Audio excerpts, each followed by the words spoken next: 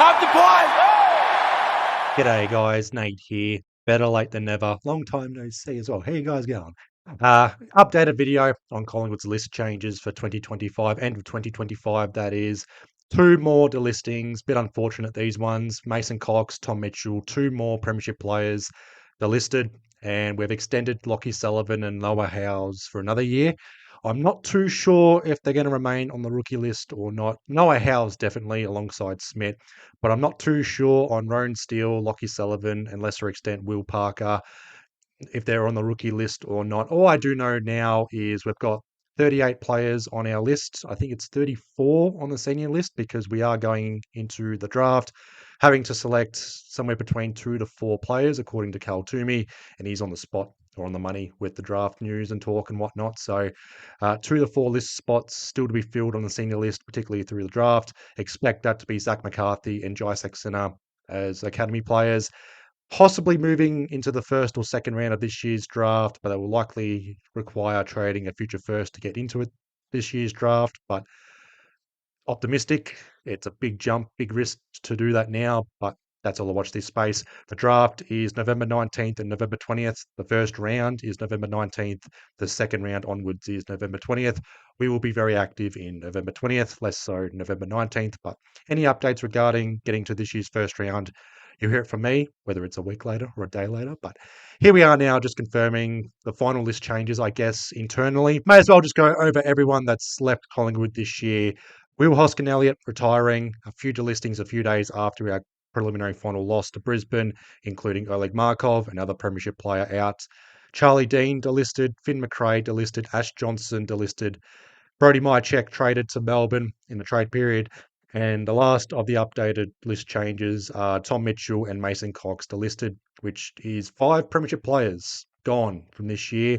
And that's now 7 premiership players gone since winning the flag. That includes Nathan Murphy's medical retirement and Jack Goodovin being traded to Hawthorn. So no one left last year. That was, you don't know where you've got until it's gone. And you're going to see a lot more players or premiership players leave in the next year or two.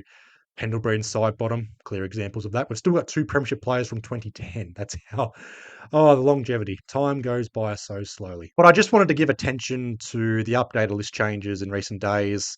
It was Tom Mitchell, Mason Cox, the list. I'll leave those a little bit later. But the most recent updates were yesterday in regards to Lockie Sullivan and Noah Howes, both getting 1-year extensions. So Justin Lepage releasing a statement. We are pleased to have Noah and Lockie sign on for the 2026 season. Noah joined us in the middle of this year via the mid-season draft and has impressed at VFL level. His presence up forward and ability to hit the scoreboard has been an asset to us. With a full pre-season at the club, we look forward to seeing where he can take his football. And that's the thing with Collingwood as well. We typically, when we use the mid-season draft, prefer the 18-month contracts, not the 6-month contracts.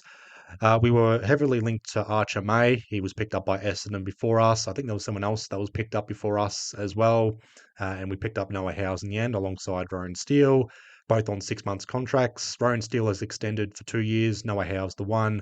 Again, I'm not too sure if Rowan Steele's on the rookie list or not. Noah Howes definitely hasn't played a game yet. But 15 goals from 10 VFL games. Took his 4th VFL game for us to kick his first goal. And he's the sort of player that gets a lot of momentum as well. Pushes up the ground. He's a presence up the ground. Knows how to find the goals, clearly. 15 goals from 10 VFL games. Just needs that consistency. And I think a full pre-season at Collingwood will require, but also allows Noah Howes to do that. So happy for Noah Howes to remain at Collingwood. He was a bit 50-50 after the trade period, but I was pretty confident he would stay. Would have been harsh if he was delisted.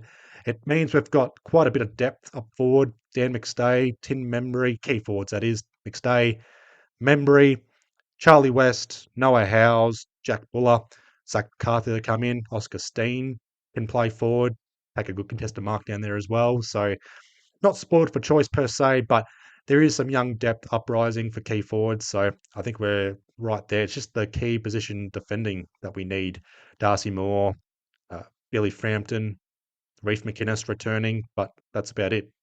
Joel Cochran has been playing up the ground more in his debut year, but he can play down back. And we've also, not soured, but no updates on Jacob Blight. I don't think we'll be pursuing him in the rookie draft. It will likely be a train-on player.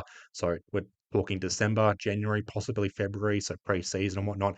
If we keep a senior spot open for him, if that is the case, but that's all I watch this space. Lockie Sullivan remaining at Collingwood. Justin Leppich saying Lockie has been a great addition to the club since he's joined ahead of the 2024 season. While a knee injury ended his 2025 campaign early, he impressed across 14 games this year, and being the resilient person he is, we know he will come back stronger next year. 28 years old as well, so bit of a not surprise, but I think people forget that about Lockie Sullivan. Basically a mature age pickup, 24 AFL games in total, 10 last year, 14 this year. Again, I'm not too sure if he's still on the rookie list or not. I think he'd be on the senior list given he's played 24 games.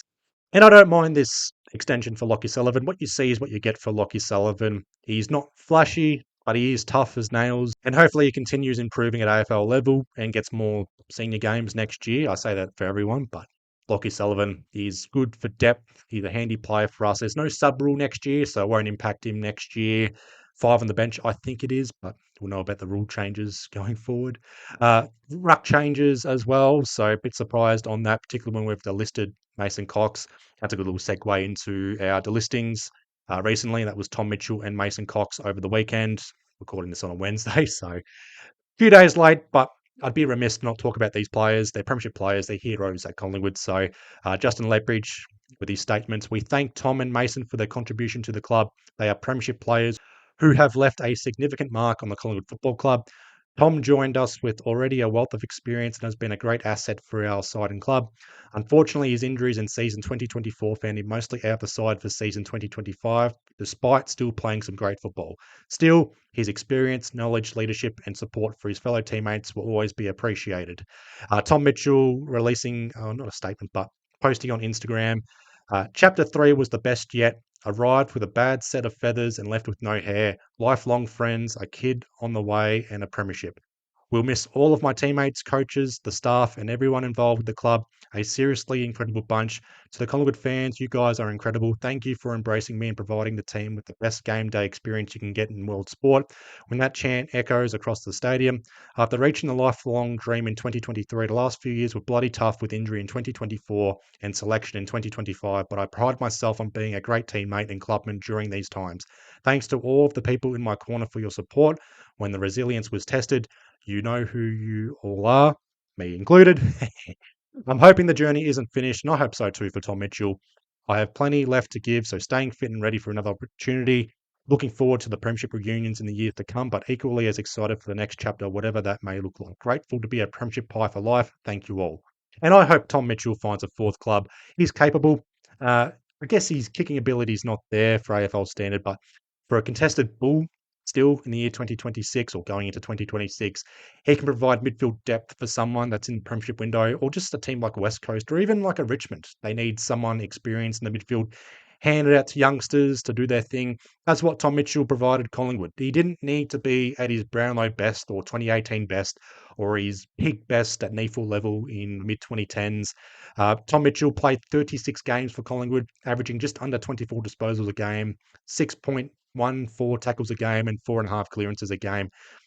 Pretty good stuff right there for Tom Mitchell. Bit surprised he was dropped a couple of times this year, but my two favourite memories or games from Tom Mitchell in Collingwood colours was obviously the 2023 grand final, playing on Lachie Neale and beating Lachie Neale as well, 1-on-1. And also his first game back in 435 days against Carlton this year, 26 disposals, didn't put a foot wrong, no pun intended, bided his time at VFL level, came in and made others around him look way better. And that's what Tom Mitchell provided Collingwood. He didn't have to be at his absolute best or Brownlow best, didn't have to average 30 disposals a game, 20, 25 disposals a game, make guys like Nick Dacos, Jordan De Goey, Pendlebury Sidebottom, everyone else around him look better in the midfield. And that's exactly what Tom Mitchell did. He did what Shane Woewodin couldn't do. He came in as a Brownlow medalist from another club, and we turned into a Premiership side in his first year. So, but if I had $1 for every time we've delisted a Brownlow medalist, I would have $2 because Woewodin, Tom Mitchell, was Woewodin delisted or retired? I'd have to check that, but Tom Mitchell definitely delisted. And that's another thing as well. I'm sick of seeing this haven't been offered a new contract. It's generous. It's light to say that. It's a positive spin on it, but the reality is they're being delisted. So let's just call it like it is. Tom Mitchell has been delisted by Collingwood, but we thank Tom Mitchell for the contributions he's provided at Collingwood. We're not a premiership side without him in that grand final. So thank you so much, Tom Mitchell. And that gets me into Mason Cox. So just going off Justin Leppage. Mason, who moved to the other side of the world to pursue a sport he had never played before, worked incredibly hard to learn the unique skills of AFL. His dedication and commitment to Collingwood are a credit to the person that he is. We understand that Mason and Tom are keen to explore AFL opportunities elsewhere. We wish them all the best for their future endeavours and hope another opportunity arises to continue their careers. Mason Cox, man, what a story. Shane McNamara walked so Mason Cox could run, and that's exactly what Mason Cox did. 139 games at Collingwood, 127 goals, picked 60 in the 2014 rookie draft, and just a bit of a heads up, I am going to do a couple of videos looking back on our best off-season moves and our worst off-season moves, and 2014 is underrated, one of the best off-season moves and drafts we've done. 2014 draft included Darcy Moore through father-son, DeGoey, Braden Maynard, trading in Levi Greenwood, Jack Crisp, Snake Knives, and Mason Cox. Rookie draft. This was, I think, before Category B rookies were a thing. So even though I think Mason Cox was a Category B rookie, I don't have it on me per se. Apologies for my lack of research, but I did write down a few games that stick out for me as a Mason Cox fan. But I'll just go through the caption that he put on Instagram. Mason Cox. It's hard to put into words what this club has meant to me. From a kid who came over from the US with no idea what AFL even was to hearing the USA chant echo through 100,000 at the G, it's been an unbelievable journey. To my teammates, coaches, staff, and especially the Collingwood fans, thank you so much to those that believed in me and welcomed me in. My chapter at Collingwood is closing, but the memories, friendships, and lessons will stay with me forever. So Tom Mitchell, Mason Cox, both premiership players. Again, Mason Cox, 139 games, 127 goals, premiership player. He's also he won the Neil Danaher Trophy in 2018, his first game where he polled 3 Brownlow votes, and the first game where he kicked 5 goals, or a bag of goals. A few games to highlight. His debut game, AFL level that is, in 2016, Anzac Day, of all games. First kick, first goal in the first minute of the game. Thank you, Darcy Moore, for that. Where would Mason Cox be without Darcy Moore? Darcy Moore, underrated mentor to Mason Cox throughout his career and his journey as well. Without a doubt, the greatest American to play this great game. Mason Cox polled Brownlow votes in 2016, by the way. Not many people will remember that. His 4th AFL game, round 8, 2016, against Brisbane at the Gabba. We won that game by, I think, 78 points, I believe, but Brisbane were like 10 goals, 5, and we kicked, I think, 20 goals, 23. So we should have won by a whole lot more. Dane Zorko kicked 4 goals. He was the only player of note in that game. Without him, we probably would have won by 100 points. Had we kicked straight, we could have won by 100 plus points. Mason Cox kicking 4 goals in that game, first Brownlow votes. Another game, or other games to mention, uh, an underrated game. I don't have it in timeline or chronological order, just some dot points I've written down. I don't remember what exact game or number game he had this in, but against Geelong 2016, bouncing the ball and kicking a running goal. And then the year later, takes a mark, plays on, tackled, and throws the ball back into play. So that's the Mason Cox experience for you. 2018, I mean, it's pretty fucking obvious what we remember Mason Cox for. Now, 2018, firstly, 5 goals on Queen's birthday, 3 Brownlow votes, and most importantly, the 2018 Neil Danaher Trophy. So he was capable of these sort of performances before the 2018 Prelim final. 8 contested marks, most importantly, 3 goals in that second quarter. The Premiership quarter is the third quarter, but Mason Cox does things a little bit differently and made the second quarter a Premiership quarter. The Mason Cox quarter, that is. And we basically stopped the Richmond four-peat. I guess that's what history says, but probably the best prelim final performance since Anthony Koutafidis in 99, and is it the best prelim final upset since the 1999 prelim final between Carlton over Essendon? I reckon it is. Is it better than that? Probably not, but as a Pies fan, I'll say so. A few other games to mention. 2022, career high 21 disposals, Queen's birthday. So he loved playing against Melbourne. He loved the challenge, Mason Cox. I say that like he's retired, but Mason Cox, that's the player and the person he is as well. He loves the challenge. 2020, 3 goals in the first quarter against West Coast. The Dirty Pies, the unwinnable game. And without Mason Cox in that elimination final, we don't win. We also got smashed the week later, but we figured about that. So beating West Coast in the 2020 elimination final. They won the flag in 2018, but we got them back in 2020. And I think I prefer that over the 20. No, I'm just kidding. Game 100 was against North Melbourne 2023, 2 goals, 5 disposals, but it was still side bottom's 300th game. But Mason Cox still delivering in his milestone game. His only milestone game, that is, for Collingwood. And a few games prior, in 2023, round 9 against GWS, game 98, 4 goals from 19 disposals, second career-high disposal game for Mason Cox at AFL level. In fact, he was so dominant in this game against GWS, Matt Flynn didn't play another game for GWS. He was traded to West Coast, or went to West Coast a year later, and that's where Kieran Briggs was born. So it is what it is for Matt Flynn. But Mason Cox, a few games to highlight there. I should have put more time aside to just go over Mason Cox. But we go into next year's draft with picks 39, or this year's draft with picks 39, 45, 56, 61, 77, 95, and 113. 2 to 4 players to select. I'm not too sure how many rookie spots are available, but we are still linked to McCarthy and Saxena. I think we will pick those players up. Not too sure if we get into the first or second round. Tom McGowan, we've told him we'll pick him up in the rookie draft, or possibly rookie draft, if he falls our way. I don't think he will. I think someone else will pick him up before us.